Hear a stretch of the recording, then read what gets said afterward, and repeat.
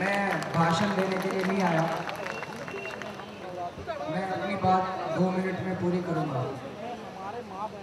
सबसे पहले हम सब लोग भगवान से प्रार्थना करते हैं कि जो बहन सफदरजंग अस्पताल में अपनी जिंदगी के साथ जूझ रही है और ये तकलीफ आज पूरा देश वो जल्दी स्वस्थ हो।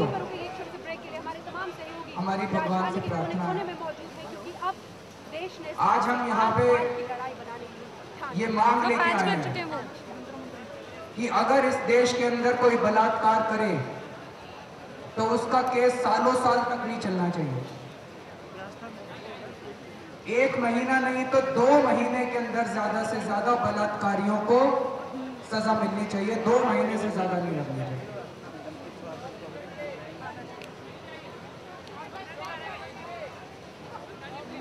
वो कह रहे 24 घंटे। 24 घंटे में कोर्ट में तो मामला नहीं चल सकता, लेकिन मैं आपको एक उदाहरण देना चाहता हूँ।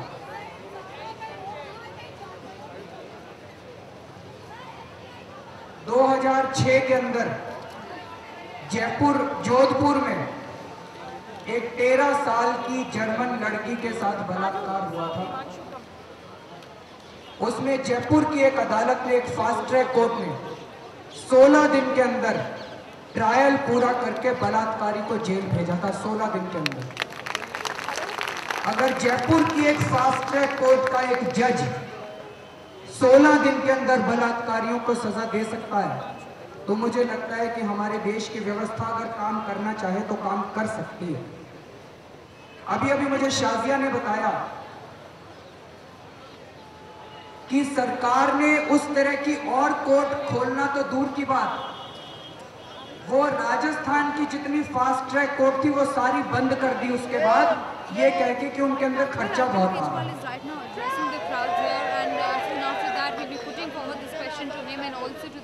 ये है हमारे सांसदों की संवेदना महिलाओं की सुरक्षा को।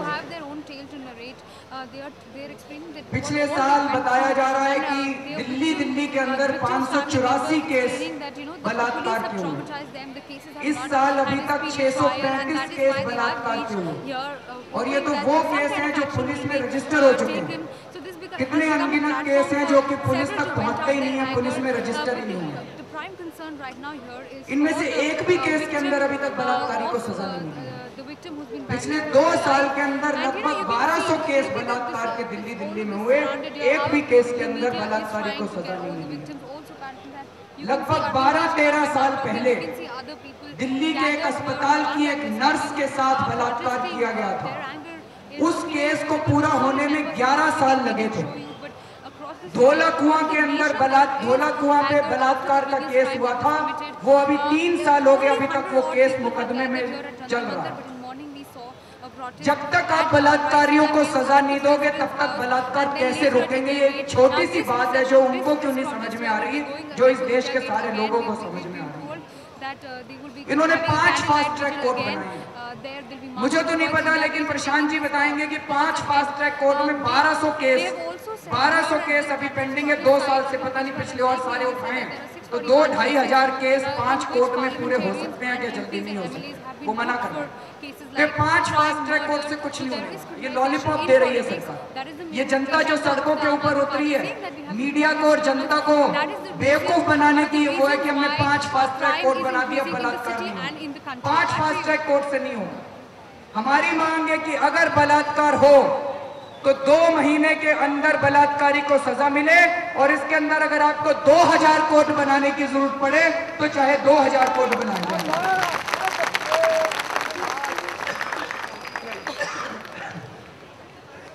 दूसरा भी सरकार ने कुछ अनाउंस किया है, पीसीआर वैन बढ़ाई जाएंगी। बहुत अच्छा बढ़ाई जाएंगी, लेकिन पीसीआर वैन बढ़ाने से क्या होगा? अभी 24 नवंबर को बवाना में रोहिणी के अंदर एक झुग्गी बस्ती के 4 साल की लड़की के साथ एक 50 साल के बूढ़े ने रेप करने की कोशिश की। 5 दिन तक उसके पिताजी 100 नंबर पर फोन करते रहे। पीसीआर वैन आई, लेकिन उस वैन ने कुछ नहीं किया। उसके बाद जब हमारे कार्यकर्ताओं ने जाके थाने के ऊपर धरना दिया, तब जाके पुलिस ने उस केस के अंदर एफआईआर दर्ज की और उसको गिरफ्तार किया। तो ये कोई पीसीआर वैन बढ़ाने से क्या फायदा होगा? ये अभी लेके आई है, ये अभी इतवार को तो उस लड़की के साथ जो सफदरजंग के अंदर अपनी जान से जूझ रही है, उसके साथ रेप हुआ। और अब ये कल की घटना है दिल्ली के अंदर की 3 साल की एक बच्ची के साथ रेप हुआ।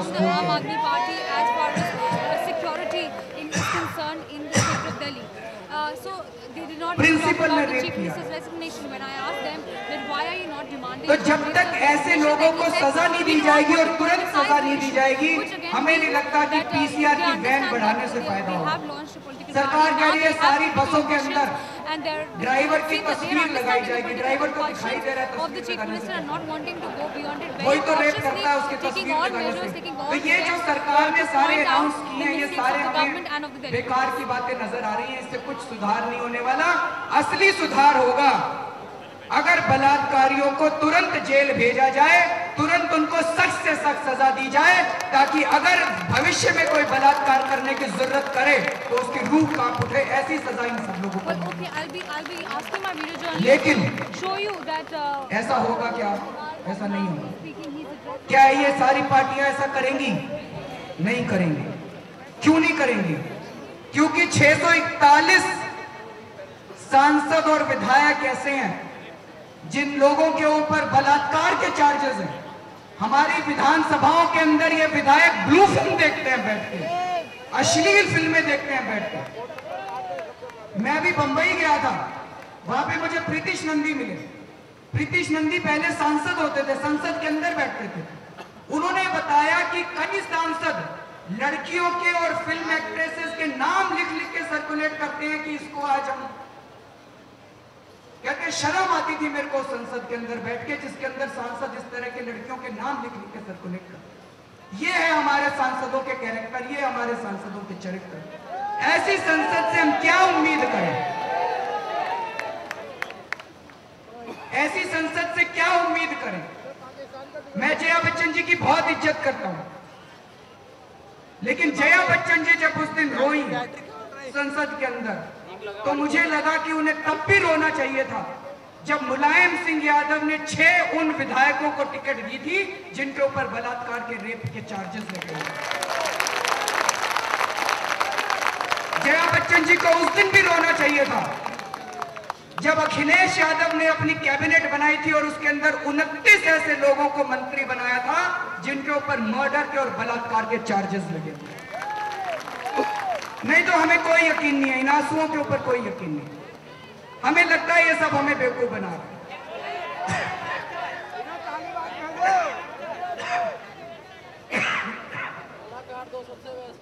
साथियों, मैं ज्यादा नहीं कहना चाहता, अंत में बस एक छोटी सी बात और कहना चाहता हूं।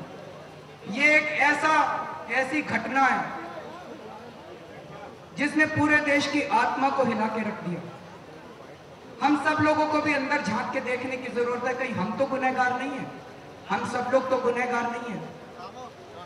सबसे पहली बात तो ये कि हमारे समाज के अंदर अगर ऐसे दरिंदे हैं जिन्होंने ऐसी घटना की, जिन्होंने इतनी बुरी तरह से उन दोनों को पीटा, जिन्होंने उतनी बुरी तरह से उन लोगों के साथ बर्ताव किया, तो इस समाज के अंदर भी कुछ ना कुछ तो समस्या है, उसके ऊपर भी हमें ध्यान देना पड़ेगा। और दूसरी बात, उस बस से उन दोनों को उठा के बाहर फेंका गया। 20 मिनट तक उनके शरीर सड़क के ऊपर पड़े रहे। आसपास के सारे लोग वहां पे उनके चारों तरफ इकट्ठे हुए, तमाशा देखते रहे, लेकिन किसी ने भी अपने कपड़े उतार के उनका शरीर ढकने की कोशिश नहीं की। किसी ने भी उनको उठा के अस्पताल पहुंचाने की कोशिश नहीं की। मेरी आज केवल आप सब लोगों से एक गुजारिश है, जितने लोग यहाँ आए हैं और जो लोग ये देख रहे हैं, कि एक कसम आज हम लोग खाएं कि अगर हमें कहीं ऐसा अपराध दिखाई दे, कहीं कोई सड़क के ऊपर एक्सीडेंट दिखाई दे, कहीं कोई दीनहीन अवस्था में दिखाई दे, तो सबसे पहले हम लोग जाके उसकी मदद करेंगे, उसकी चाहे जो जी कीमत हम लोगों को चुकानी पड़े।